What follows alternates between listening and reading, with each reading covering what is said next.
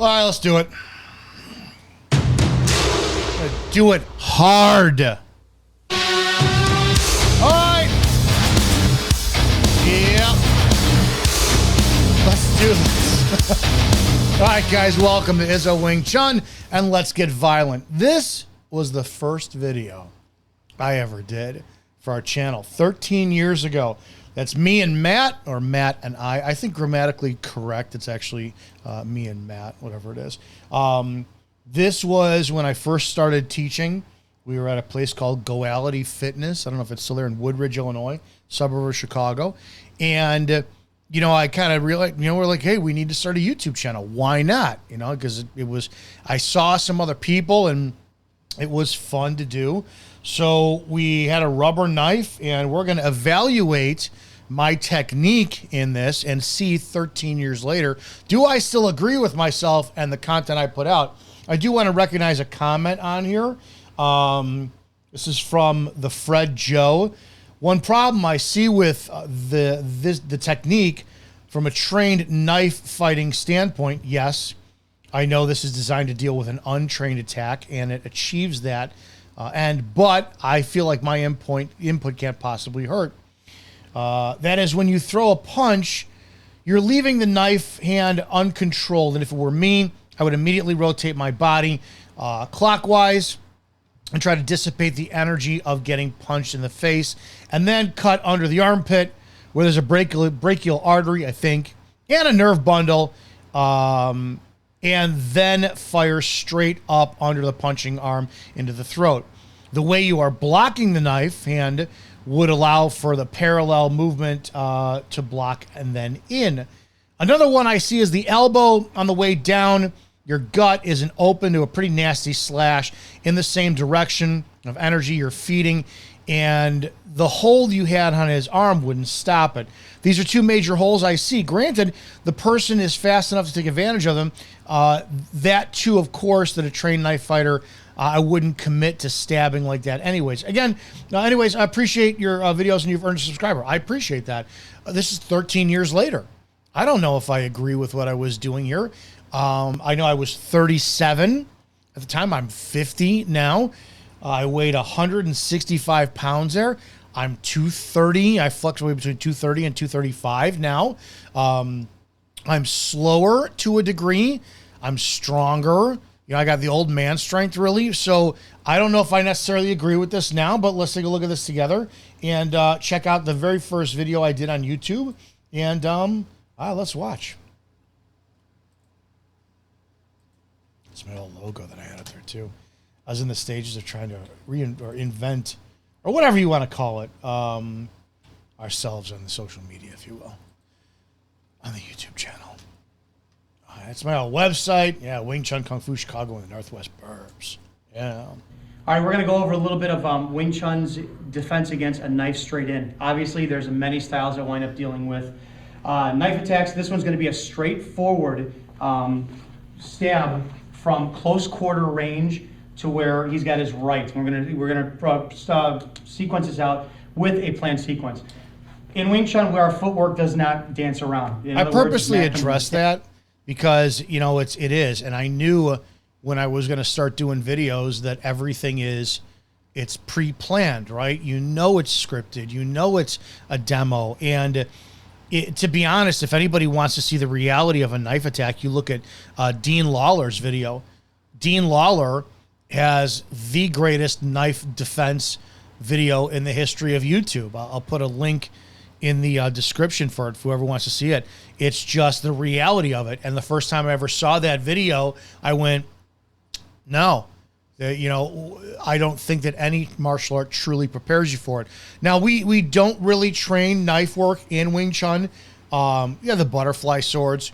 And again, I'm not a knife expert. Other people are out there, and I've had other people on the channel who that's what they do. They dedicate their work to knife work, and it's awesome. This was just something that I said, if in a Wing Chun concept, what could we do? So already I'm cringing.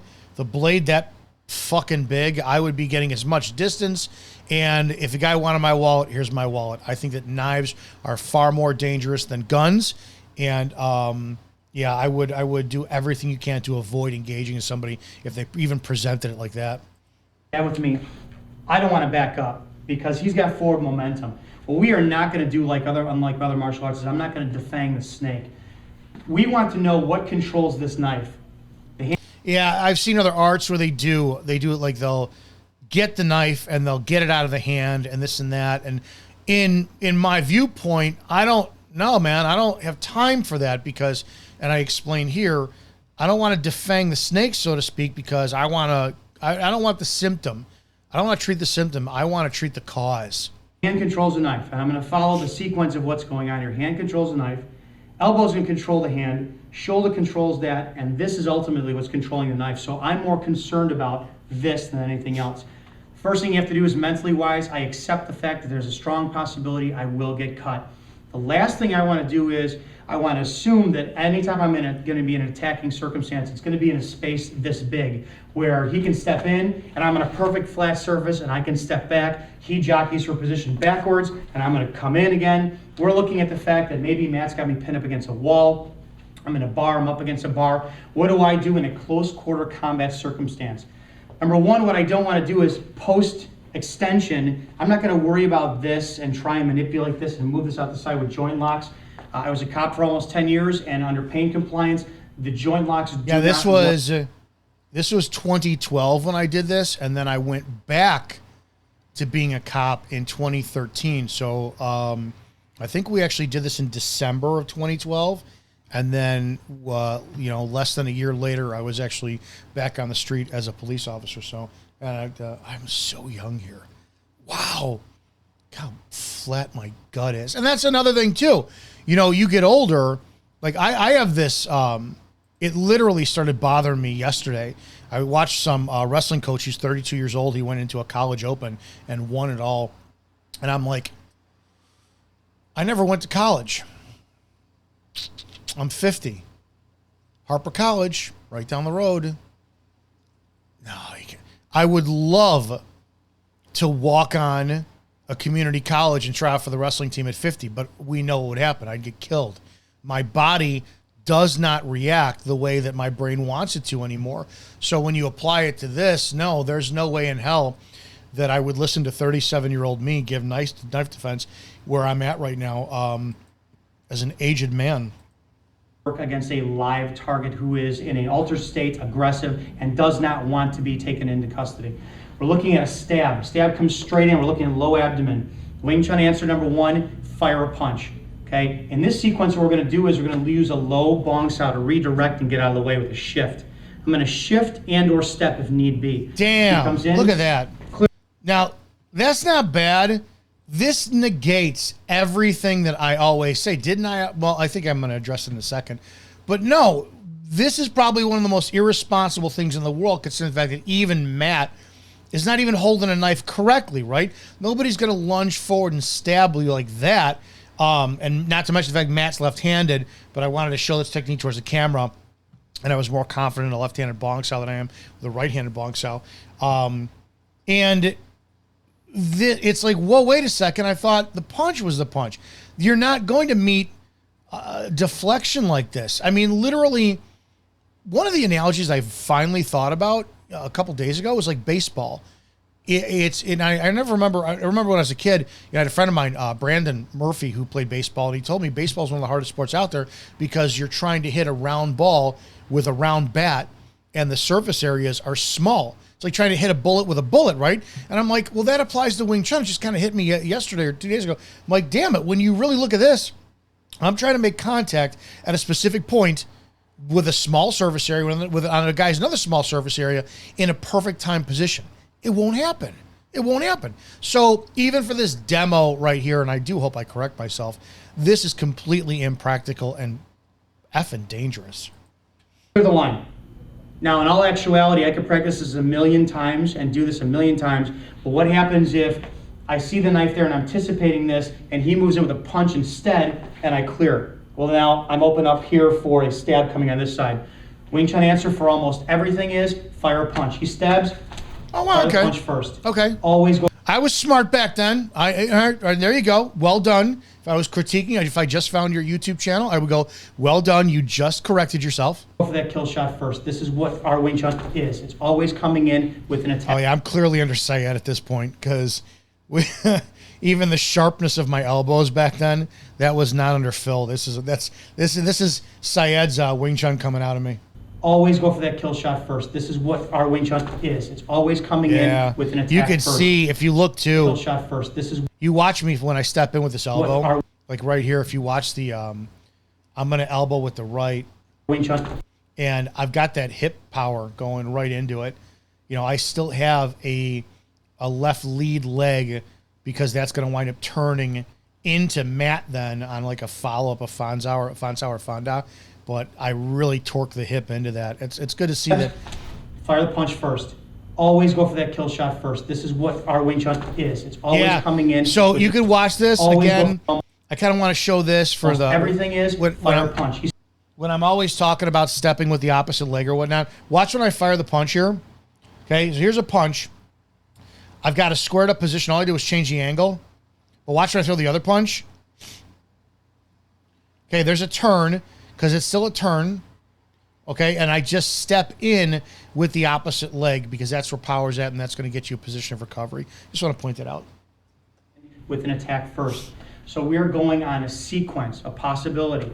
So what I'm doing is Matt's going to step in, again, too, by me not moving, he does all the work for me. He steps in, he closed that distance on there. I'm going to step right there. Come in and stab low. He's doing all the work for me. My number one job is to get out of the way. Stabs, I want to get out of the way, but I also want to maintain clearing the line towards here. I don't want to sit there, step backwards or directly offside. If he steps in, still, I make it still where the distance between us is the same. He steps in. I want to come to where I'm in a better area to deliver a shot, and get him off balance. My fight is won by getting him off balance. So in this particular sequence, he comes in and stabs. I'm clearing the line with bong sao, low bong sao, dai bong sao, or it depends on where the plane of where he stabs me at. My very first thing to do is the fire shot right away. Huge. Going to come in there. What we typically do in Wing Chun is when you have a bong sao, we lop and grab. Well, the problem is sensitivity-wise, if I go to lop and he pulls this out, then I didn't accomplish disturbing. Wow, I was kind of smart back then. I'm going to agree with younger me. It's 100% so far, except for the stepping off line with bong sao. I think that will get you, that'll get you killed, man. This to get this. So in this particular sequence, he comes in, one clear punch. When I go to lop sao now, grabbing here is not going to be enough. Because again, too, if I hit him and it does no effect and he pulls it out, problem. So I'm going to grab at the next closest joint to him. One punch here, I'm grabbing at the elbow. At the same time, I'm pulling and chopping. Yeah, this is where you really start to see when you get to that smaller joint or the closer joints to the body, this is where you could start to see grappling comes in, right? Even here, if I stay on that side, and I really want to keep him committed, I could take my left hand for, a whizzer underneath, or, even with your tan sao energy, you would come up and it would look like a wrestling whizzer, but it would also be a tan sao, so everything lives there. At the artery or the throat, preferably the throat. Kill this, get him off balance, hold this here. If he wants to pull that out now, I have a better chance, and go ahead and pull, I have a better chance of controlling. And if he pulls it hard enough, I'm going to let it go and fire my next movement. So 2, right here. Holding 3. My next movement again 2, I'm not worried about that knife. Going in for kill again 2. Ending it as fast as possible. I want to do as much damage to this to get to effect for this. So again, in this particular sequence, in a close quarter area to where I'm pinned up against a wall, I can't deal with anything. He comes in, clear hit right away. Yeah, look at my structure. That was a great structure, dude. Look at that step in. Up against a wall, I can't deal with anything. He comes in, clear hit right away. Look at that. Head over, hips over, feet. That's beautiful movement. And that shows that even though there's a step to the side that tightens up the distance between me and Matt in this case, or Matt and I'm still changing the angle at the same time. So watch how tight I keep to where I'm pinned up against a wall. I can't deal with anything. He comes in, clear hit right away. Look at that. Control the joint that controls that, and then kill right here. I'm not moving. I'm keeping the minimal step as possible. If I were going to correct it today, what I would do is I would shoot it up And then from here, I would go, I would take the arm and I would shoot my right arm underneath his extending arm, which is his right arm at this point. And then I would lock around his carotid artery in the neck and pull both arms in after I grab one another, pull them in. It's like it's a shoulder pin. So I'm going to scoot up underneath. I don't want to keep his arm free. So I would shoot my, instead of where are we at? What am I going to do here? Instead of that, I would have this arm Bill G'd up under his arm to elevate it and take his balance. And I would lock both of my hands around his carotid artery, roll them in and pinch that artery. And I would squeeze the shit out of it, trying to break his neck. I'm not moving. I'm keeping the minimal step as possible. I'm not dancing all over the place. Comes in, clear, clear, clear, clear, clear. Always keeping it nice and tight, not worrying about this. The second I go for focus for that, stab, pull it back. I'm focused on that. That's done, dude. There's another hand. I don't want to deal with that. Okay? Again, one, clear, punch, here, here. Yeah. One more time. And keep hitting. That's it. Thank you. Wow, look how young we were, all that kind of stuff. Yeah, no, I mean, it's cool. Today, I would be like, you want my wallet, dude? Here you go, I'm done. So, yeah, no, but this was the first video I ever did. Based on, like, age right now and, like, limited, I'm not limited physically to stuff. I mean, I'm slower. And it is simply because there's, like, a ton of inflammation from eating poorly and doing a lot of heavy weightlifting, I'm sure. Didn't slow me down, but it hurt my joints. And okay, great, but you get an adrenaline dump, you're not going to feel it anyway. So I think what I would do, simply based on cardiovascular, which I'm actively improving now. I swim 3 days a week on top of lifting for power. I'm in the gym 6 days a week now. 3 of them are swimming. And if I don't have cardiovascular endurance, I have to close the distance and take the fight out of him. That goes to grappling. A strike to the throat, I don't think he's going to do anything. I think that you got to get around that neck. You got to, Dalton from Roadhouse, take care of it. Or you got to go ahead and rear naked choke. I think you Wing Chun, you have to get to that throat and you have to cut off the airway or blood flow. And you do it by, the wooden dummy teaches us it. Come up, boom, and you got that the head. It's almost like a head pin. You're pulling them in. You're keeping a foot out position where they can't straighten back up. Go ahead and meet the other hand for a choke. I think that we rely way too much on strikes from Wing Chun, and we're seeing that strikes don't necessarily always work. You see people in MMA all the time getting hit, and they're taking 20 hits. They're still fine.